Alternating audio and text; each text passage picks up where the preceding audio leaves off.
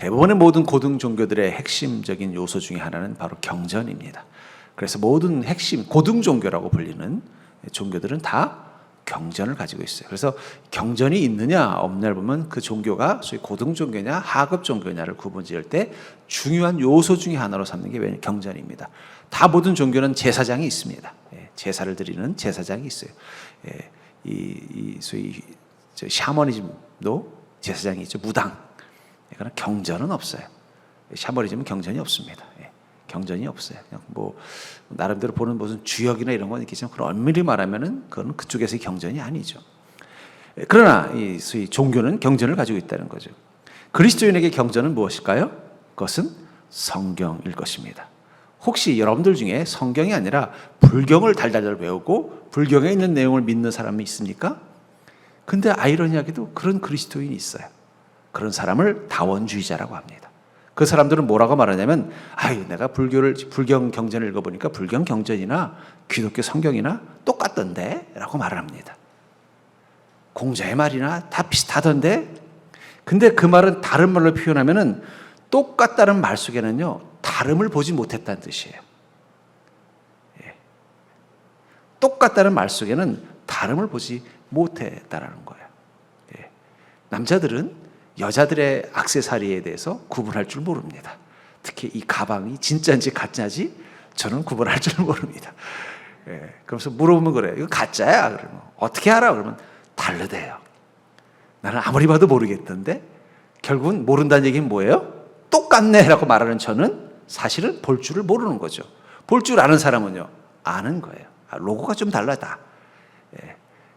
아니면은 뭐 솔밥이 좀 다르다. 그걸 통해서 이건 진짜구나 가짜라는 건 아는 거예요. 어쩌면 모든 경전이 다 똑같습니다라고 말하는 사람은 그 사람은 진짜 하나님의 말씀을 아는 사람일까요? 모르는 사람일까요? 모르는 거예요. 모르니까 어떻게 돼요? 똑같네라고 말하는 거예요. 남자들이 여자들의 가방을 보면서 뭐 다 그게 그건데 라고 말하는 것과 똑같아요. 근데 남자들한테 물어보십시오. 신발을 구분하라 그러면 또 남자들은 구분을 기가 막히게 합니다. 여자들은 잘 몰라요. 남자들은 이거 이 신발은 등산할 때 쓰는 신발이고 이 신발은 달리기 할 때 쓰는 신발이고 잘 알아요. 그런 것처럼 우리가 정말 진정한 그리스도인이 된다면 우리는 말씀의 다름을 더 분명하게 알 거예요. 하나님의 말씀은 정말 다르구나. 세상의 어떤 진리와는 정말 다르구나. 이걸 더 선명하고 분명하게 아는 게 바로 우리의 믿음이 성장하고 성숙했다는 증거라는 거예요. 똑같다고 느낀다면 그건 믿음이 없는 사람이거나 믿음이 잘못되거나 믿음이 약한 사람이에요. 그러니까 믿음의 다원주의자들은 어떤 사람이에요? 그 사람은 정말 믿음이 있는 사람이라고 말할 수 없다. 왜냐하면 구분할 능력이 아직 없기 때문이에요. 그러다가 정말 진심으로 하나님의 말씀을 알고자 하고 그 믿음이 자라가면은요, 다른 것이 보이기 시작하는 거예요. 진리가 다르고 가치가 다르고 구원이 다르고 다르다는 게 느껴지는 거예요. 우리는 그 다름 속에서 오직 성경과 성경의 주인공이신 예수 그리스도만이 참된 진리인 것을 깨달은 자입니다. 그래서 우리는 하나님의 말씀을 어떻게 해요? 내 목숨과 생명처럼 여기는 것은 그 다름을 알게 된 자이기 때문에. 그러니까 세상 사람들은 맨날 말해도 몰라요. 꼭 교회 가야 돼. 꼭 예수 믿어야 돼. 꼭 성경 말씀대로 살아야 돼. 그들은 다름을 모르기 때문에 그러는 거예요. 그러나 우리는 안다는 것입니다. 그렇다면 이 하나님의 말씀이 다르다는 건 구체적으로 그 말씀의 다름이 선명할 때 우리가 보는 것은 무엇일까요? 저는 그것을 이렇게 정의 내리고 싶어요. 하나님의 말씀이 다르다는 걸 느끼면 느낄수록 우리 눈에 선명하게 보이는 건 그 말씀 속에서 보이는 하나님의 사랑입니다. 하나님의 사랑이 이 말씀 속에서 더 선명해 보인다는 거예요. 그렇구나. 하나님 사랑이시구나. 심지어는 하나님이 인간들에게 분노하시는 것도, 심지어는 하나님께서 인간들을 심판하시는 것도, 심지어는 하나님께서 하나님이 사랑하는 자들을 십자가에 달리게 하시는 것도 하나님의 사랑의 다름이라는 것을 선명하게 느끼는 게 믿음이에요. 그 정도까지 가면 여러분들은 이미 믿음의 고수예요. 십자가는 하나님의 사랑이구나. 심판은 하나님의 사랑이구나. 환난은 하나님의 사랑이구나. 이것까지 깨달으면요, 여러분들은 뭐예요? 성경이 왜 다른지를 가장 정확하게 아는 거예요. 거기까지 아시는 분. 아멘. 우리 오시사님 제일 믿음이 좋으신 겁니다. 근데 모르면 도대체 이게 왜 하나님의 사랑이라는 거지? 모르면 아직은 그 단계까지 못 가는 거예요. 그렇다면 하나님께서 주신 그 말씀이 그 하나님의 크신 사랑이라는 것을 우리는 어떻게 이 말씀을 통해서 깨닫게 될까요? 저는 이것을 통해서 하나님의 말씀이 바로 크신 하나님의 사랑이라는 것을 여러분들이 분명하게 깨닫는다면 우리가 어떻게 말씀을 안 사랑할 수 있겠어요? 우리가 어떻게 말씀을 안 지키겠어요? 왜? 우리가 어떻게 말씀을 가까이 하지 않겠습니까? 만약에 여러분이 여고 시절로 돌아갔는데 옆집에 정말 그 오빠가 너무 잘생기고 멋있는 거예요. 자기 혼자 마음속으로 이 초등학교 때부터 짝사랑을 했어요. 근데 어느 날 갑자기 그 오빠가 군대를 간다는 거예요. 그래서 마지막으로 고백을 해야겠다. 그래서 오빠, 내가 사실은 오빠를 지금까지 사랑했어요. 고백했더니 오빠가, 그래? 나도 널 지금까지 너무너무 좋아했는데 네가 혹시 그 말 듣고서 나를 멀리할까 봐 무서워서 내가 말을 못했어. 나도 널 정말 사랑해. 사실은 너 밤마다 내가 바깥에서 뻐꾸기 소리 들리는 거 그거 내가 한 새소리야. 이러면서 서로의 사랑을 확인했다고 한번 가정해 볼 거예요. 그리고는 오빠가 군대 가서 매일 편지를 보내면요, 그 여인은, 그 소녀는 그 편지를 어떻게 할까요? 보고 또 보고 보고 또 보고 절대 잃어버리지 않고 침대 맡에 놓고 자다가도 깨서 보면서 키키키 웃으면서 행복해할 것입니다. 하나님의 사랑이 하나님의 말씀 속에 있음을 우리가 선명하게 깨달으면요, 우리는 머리맡에 성경책 펴놓고 키키키 웃다가 또 보고 또 기뻐하고 어떨 때 눈물도 흘리고 어떨 땐 속상해하면서 어떻게 해요? 아마 그 군대 요즘은 좀 짧아졌습니다만 제가 다닐 때마다 3년이니까 3년 동안 오빠가 매일같이 편지를 보내는 거예요. 그럼 그 편지 하나도 잃어버리지 않고 고이 놔두고 꺼내보고 또 꺼내보고. 벌써 작년에 오빠가 2등병 때 썼던 편지에 그런 글이 있었던 것 같아요. 또 꺼내서 보면서 또 좋아하고. 왜냐하면 거기에 무엇이 담겨있기 때문이에요? 자기를 향한 그 옆집 오빠의 사랑이 있기 때문이에요. 혹시 이런 기쁨을 경험해 보신 분 한번 손 들어 보십시오. 아무도 없군요. 저도 없습니다. 그렇다면 하나님께서 우리에게 주신 그 말씀이 하나님의 크신 사랑이라는 것을 우리가 어떻게 하느냐? 바로 하나님의 말씀을 통해서, 하나님의 말씀을 통해서 우리와 함께 한다는 것을 깨닫기 때문이에요. 우리가 하나님의 말씀을 보면은요, 하나님은 왜 우리에게 말씀을 주셨는가? 우리와 함께 하시기 위해서라구나 라는 걸 깨닫는다는 거예요. 요한복음 1장 14절에 보면 말씀이 육신이 되어 우리 가운데 거하심에 우리가 그의 영광을 보니 아버지의 독생자의 영광이요 은혜와 진리가 충만하더라. 말씀이 무엇이 되었다고요? 육신이 되었다. 예수님께서 이 땅 가운데 오신 것을 뭐라고 하냐면, 이 말씀은 원래 하나님이셨다는 거예요. 그 하나님이신 예수님은 말씀이셨고 그 말씀이신 예수님이 우리 가운데 오셨다는 거예요. 그 말은 무엇입니까? 하나님은 말씀이고 말씀은 예수님이고 예수님은 우리 가운데 왔다는 얘기는 결국은 그 말씀이 누구라는 거예요? 예수님, 하나님이라는 거예요. 우리와 함께는 이 말씀이 하나님이라는 것입니다. 하나님을 경험한다는 것은 바로 말씀이신 하나님을 경험하는 거예요. 그러니까 아이고 예수님이 2000년 전에 유대 땅에만 오시고 좀 여기도 좀 오셔서 가끔씩 우리도 좀 만나주시지 하지 않아도 돼요. 왜요? 우리는 말씀을 통해서 날마다 하나님과 함께 동행하는 자이기 때문이에요. 제자에게 스승과 함께 한다는 것은 그분의 말과 삶을 알고 배우고 따르는 걸 것입니다. 그 스승이 나이를 먹어 돌아가시고 나면 그 제자들은 그 다음부터 무엇을 잊지 않고 살아요? 그 스승이 한 말과 가르쳐준 진리를 마음속에 품고 그걸 날마다 실천하며 사는 순간 그 제자는 스승과 함께 하는 거예요. 근데 스승 옆에 늘 붙어 있었던 제자가 하나 있었는데 갑자기 그 스승이 떠나고 났더니 스승님이 했던 말은 다 잊어버리고 스승님이 가르쳐줬던 건 다 잊어버리고 지 멋대로 산다면 그것은 스승과 함께하는 인생이 아닐 것입니다. 마찬가지라는 거예요. 우리가 정말 예수 그리스도와 함께하는 인생이고 예수 그리스도를 온전히 영접한 믿음이라면 우리는 말씀을 사모하고 말씀과 가까이함을 통해서 그 말씀 속에서 하나님의 계심을 경험하는 걸 것입니다. 그 여고생이 저녁 때마다 일찌감치 집에 오면은 엄마한테 제일 먼저 학교 갔다 오는 거, 엄마 오늘 편지 안 왔어? 그래 뭐 편지 또 왔더라. 그럼 그 편지를 가지고 후다닥 자기 방에 들어가 가지고 그냥 그걸 막 설레를 가슴으로 열어 가지고 읽어보면서 그녀는 무엇을 느끼는 거예요? 그녀에게 그것은 편지가 아니라 사랑하는 옆집 오빠예요. 요즘은 그런 낭만이 없어서 아까워요, 그렇죠? 요즘 뭐 카톡, 요즘 학교 부대에도 카톡이 있더라고요. 어제도 광철이가 전화 와서 목사님, 광철이 참 좋아졌다. 내가 속으로 반가우면서도 참 세상 좋아졌다. 옛날에 편지. 그러니까 그 편지는 그 여인, 그 소녀에게 무엇이에요? 옆집 오빠인 거예요. 나를 여전히 사랑하고 떨어져 있지만 여전히 나와 함께하는 옆집 오빠인 거예요. 그러니까 매일 집에 올 때마다 설레면서 기다리는 건 뭐예요? 그 옆집 오빠가 오늘도 편지로 왔는가? 그걸 경험하는 거예요. 하나님의 말씀이 그렇다는 것입니다. 그래서 시편 130편 5절에 나 곧 내 영혼은 여호와를 기다리며 나는 주의 말씀을 바라는도다. 여러분, 우리 그리스도인은요, 세상이 어떠하든 날마다 그 영혼은 하나님을 기다립니다. 그리고 하나님을 기다리는 자는 주님의 말씀을 날마다 바라면서 사모하면서 사는 인생을 사는 거예요. 전 여러분들이 그 말씀의 그 은혜와 그 기쁨, 그 말씀 속에서 주님의 사랑을 경험하면서 날마다 나와 함께 계신 하나님으로서 말씀을 생각하고 그 말씀과 함께 동행하는 믿음 되기를 주의 이름으로 간절히 축원합니다. 오늘도 내가 말씀을 사모하고 말씀을 묵상한다는 얘기는 여전히 내가 주님 사랑하면서 주님과 함께하는 인생 살고 있다는 증거라는 거예요. 두 번째로 하나님께서 우리에게 주시는 말씀이 크신 하나님의 사랑인 이유는 바로 말씀은 하나님이 주시는 축복의 조건이기 때문입니다. 하나님 우리에게 주신 이 말씀은요, 하나님 우리에게 주시는 축복의 조건이라는 것입니다. 출애굽기 34장 27절에 보니까 여호와께서 모세에게 이르되 너는 이 말들을 기록하라. 내가 이 말들의 뜻대로 너와 이스라엘과 언약을 세웠음이라. 오늘 이 본문의 배경을 보면 이런 거죠.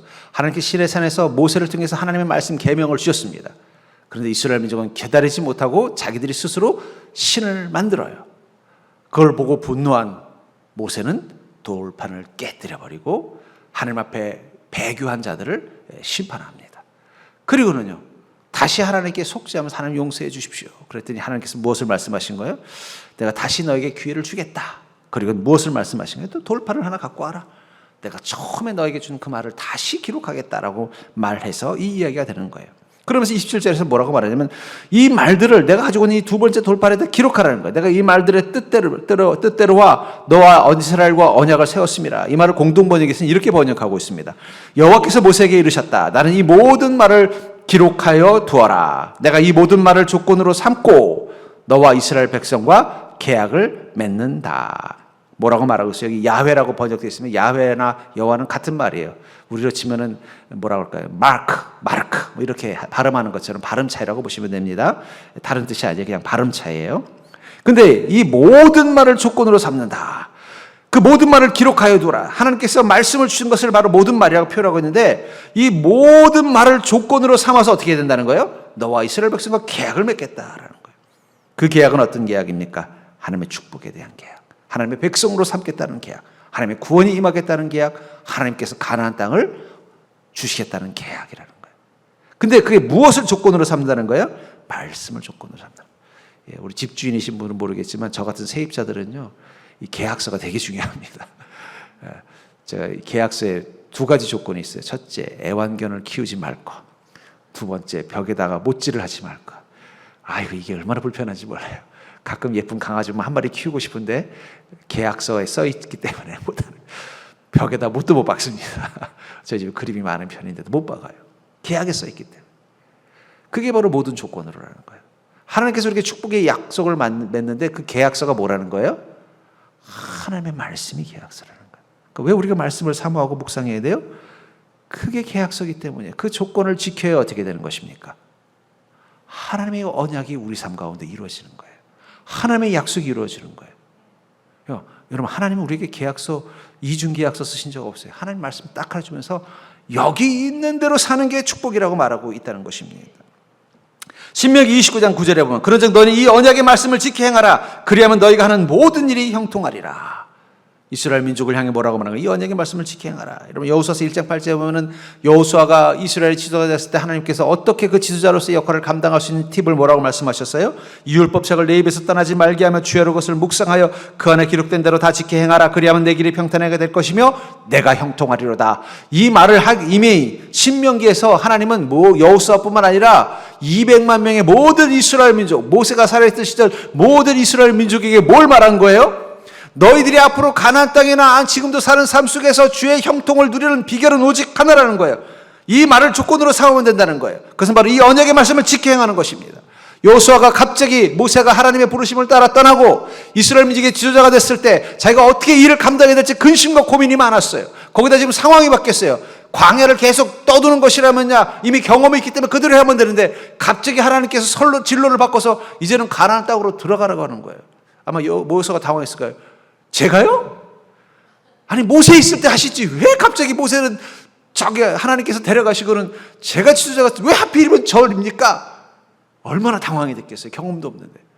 저 자신 없어요. 그때 하나님 뭐라고 말씀하신 거예요? 왜 자신 없어 하냐? 내가 비법 가르쳐 주셨잖아. 모든 이스라엘 민족들 앞에서 내가 그 비법을 가르쳐 주셨잖아. 이 율법 책을 내 입에서 떠나지 말게 하고 주야로 것을 묵상하며 그 안에 기록된 대로 다 지켜 행하면 된다. 저는 목사가 어떤 역할을 하는 사람인가를 생각해 볼 때 제 나름대로 해석한 게 있습니다. 목사는요, 보험 해설사입니다. 여러분들이 하나님과 맺은 그 보험 계약서가 구체적으로 어떻게 보상을 받는지를 설명해 주는 거예요. 하나님의 말씀이 여러분들의 인생 가운데 왜 축복이 되는지를 구체적으로 설명해 주고 그 말씀을 순종하지 않았을 때 왜 재앙이 되는지를 설명해 주는 보험 해설사예요. 저는 여러분들한테 보험 계약을 해주는 보험 설계사는 아닙니다.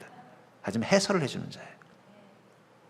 저를 통해서, 목회자를 통해서, 설교자를 통해서 여러분들이 하나님의 말씀을 통해 뭘 깨닫는 거예요? 아, 그렇구나. 이게 모든 축복의 조건이구나. 하나님이 이미 신명기 때부터 하나님께서 하나님의 백성을 처음 삼았던 그 시절부터 동일하게 모든 하나님의 백성들을 향하여 계약하실 때, 축복의 계약을 할 때 계약 조건이 오직 하나라는 거예요.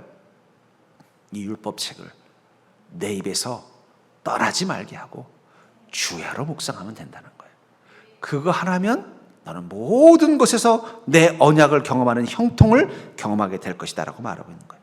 상황이 바뀌어도 상관없어요. 네가 부하이든 네가 이스라엘의 지도자이든 네가 그냥 평범한 백성이든 똑같다는 거예요.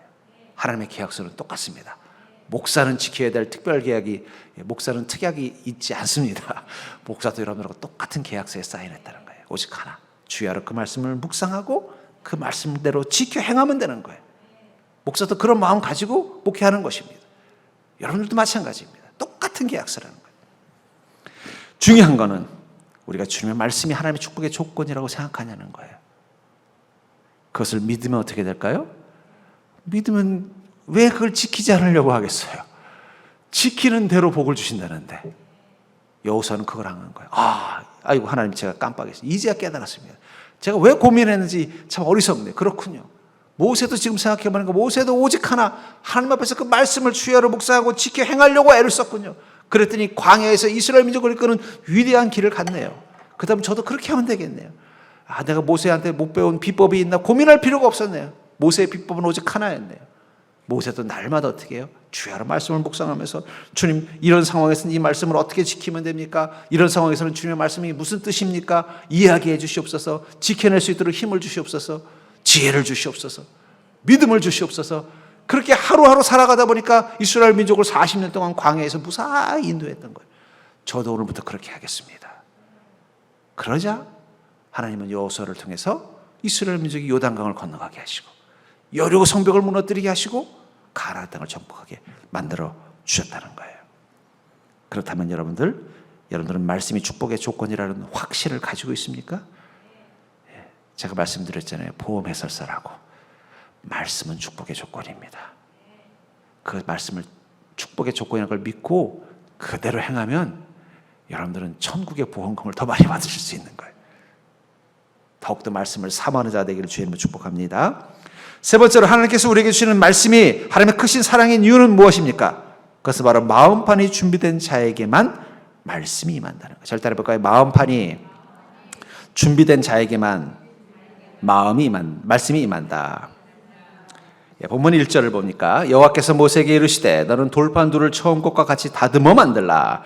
내가 깨뜨린 처음 판에 있던 말을 내가 그 판에 쓰리니. 아마 처음에는 그 돌판을 하나님께서 직접 만드셨던 것 같아요. 근데 그걸 깨뜨렸습니다. 이스라엘 민족이 범죄하였기 때문에. 두 번째 판은 하나님 어떻게 하라고 그랬어요? 그럼 만들어 와라. 너 하나님한테 두 번씩이나 이런 일 시키려고 했니? 만들어 와라. 그럼 내가 거기다 어떻게 똑같은 내용을 새겨주겠다. 첫 번째 돌판이 깨진 이유는 무엇입니까? 이스라엘 민족이 우상을 섬겼다는 것. 그 말은 주님의 말씀을 받을 준비가 되어져 있지 않았기 때문입니다. 그러나 중요한 건 말씀을 받아야만 그때부터 하나님의 백성이 되는 것이고 하나님께서 주신 그 축복을 누리는 삶을 살 수 있는 거예요. 그 출발이에요. 그렇기 때문에 하나님은 어떻게 하셨어요?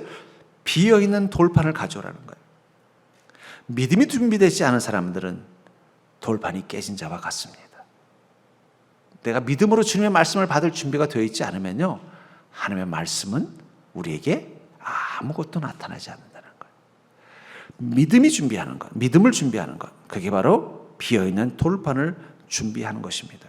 그렇기 때문에 구원받지 않은 자, 믿음이라는 빈 돌판을 준비하지 않은 자는요, 성경을 봐도 진리가 보이지 않아요.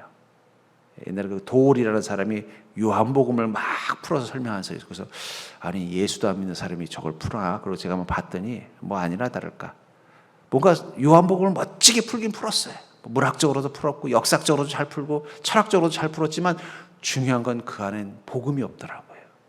어쩔 수 없어요. 왜냐하면 마음의 돌판이 없는 사람이 그거 갖다 쓴다고 해서 제대로 되는 게 아니에요. 마음의 빈 돌판이 있어요. 그게 믿음이라는 거예요. 믿음이 있는 자에게만 하나님의 말씀이 온전히 새겨집니다. 시편 119편 11절에 보니까 내가 주께 범죄하지 아니하려 주의 말씀을 내 마음에 두었나이다. 믿음이 준비된, 빈 돌판이 준비된 자의 마음 가운데 하나님의 말씀이 임하면 그 말씀은 어떻게 되는 거예요? 우리가 죄를 이길 수 있는 능력이 되어주는 거예요.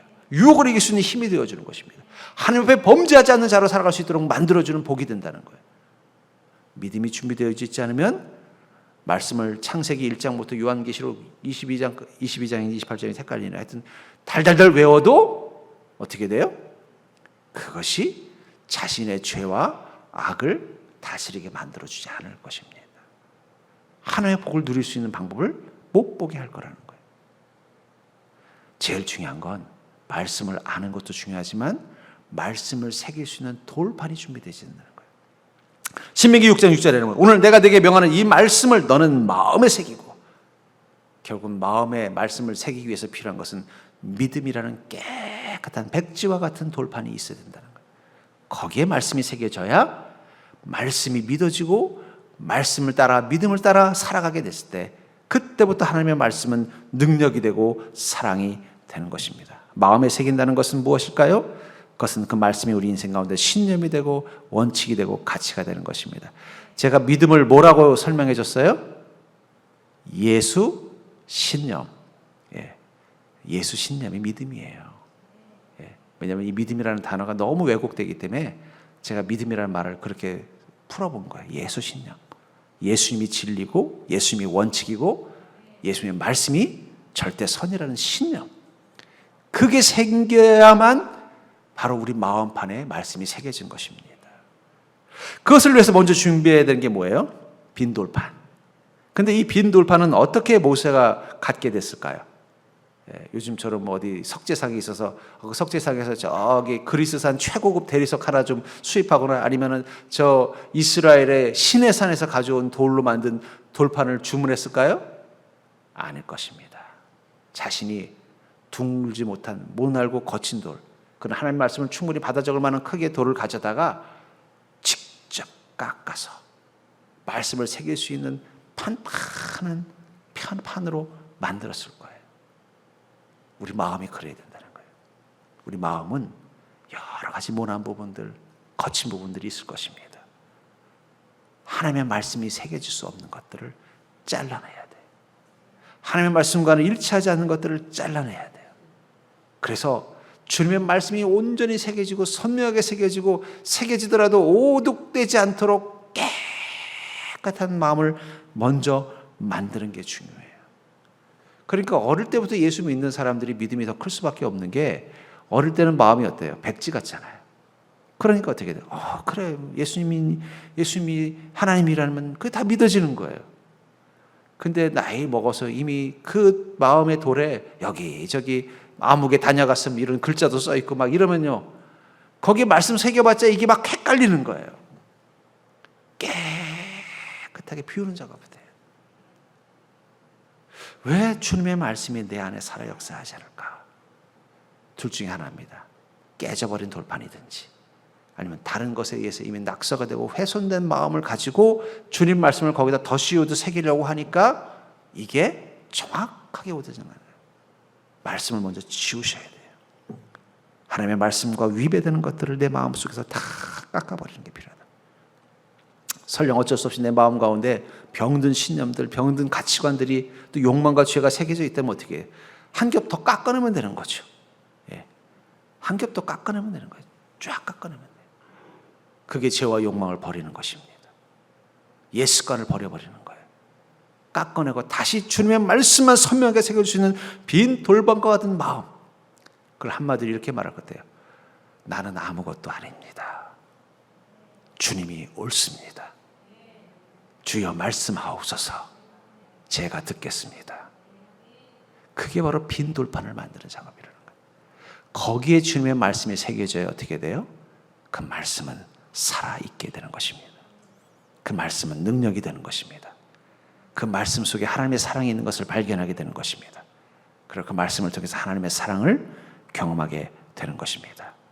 이렇게 말씀판을 새기라고 주님 명령하시고 나서는 7절에 이렇게 말합니다. 인자를 천대까지 베풀며 악과 과실과 죄를 용서하리라. 그러나 벌을 먼지하지는 아니하고 아버지의 악행을 자손 3, 4대까지 보응하리라. 하나님께서는 이 말씀을 주시고 이 말씀을 잘 마음판에 새겨서 그 말씀을 따라 사는 인생이 된다면 천대의 하나님의 은혜를 경험할 거라는 거예요. 그 중에는 우리의 악과 과실과 죄에 대한 용서도 경험하게 될 거라는 거예요. 그러나 그 말씀 앞에 순종하지 못했던 부분에 대해서는 잠손 3, 4대까지 보응한다는 말은 거기에 대해서는 혼도 좀 내시겠다는 거예요. 그러나 그 혼냄은 우리를 미워하심이 아니라 하나님의 천대의 인자의 한 부분, 큰 사랑인 것을 깨닫게 된다는 거예요. 매를 맞아도 감사하게 되는 거예요. 여러분 믿음이 커지고 말씀이 내 마음 가운데 선명해지면요, 하나님의 매를 들어도 감사해요. 왜냐하면 내가 천대의 복을 누리기 위해서 내가 했던 죄와 악과 이 과실이 용서받는 과정이구나. 네. 그것을 통해서 어떻게 돼요? 하나님께서 나를 꾸짖으신 것이 기쁘고 감사해서 이제는 다시는 그런 죄를 짓지 않기로 결단하고 더 주님과 동행하는 삶을 살 수 있기 때문인 것입니다. 전 그러면서 하나님의 말씀은 하나님의 사랑입니다. 하나님의 말씀을 많이 한다는 것은 그 말씀을 통해서 하나님의 사랑이 얼마나 큰지를 깨닫게 되는 것입니다. 하나님의 말씀을 늘 가까이 한다는 것은 하나님의 말씀이 내 인생 가운데 축복의 조건인 것을 분명하게 믿고 그것을 통해서 주의 복을 누리는 삶을 살 준비가 되어져 있다는 것입니다. 그런 의미에서 여러분들 한 주도 주님의 말씀을 사모하십시오. 한 주도 주님의 말씀을 가까이 하십시오. 한 주도 주님의 말씀을 여러분들의 마음 가운데 깊게 새기십시오. 그것만이 하나님께서 천대의 인자하심을 경험하게 하는 유일한 조건이라고 말씀하고 계십니다. 여러분들 그 지혜를 가지고 사는 인생 되기를 주의 이름으로 축원합니다.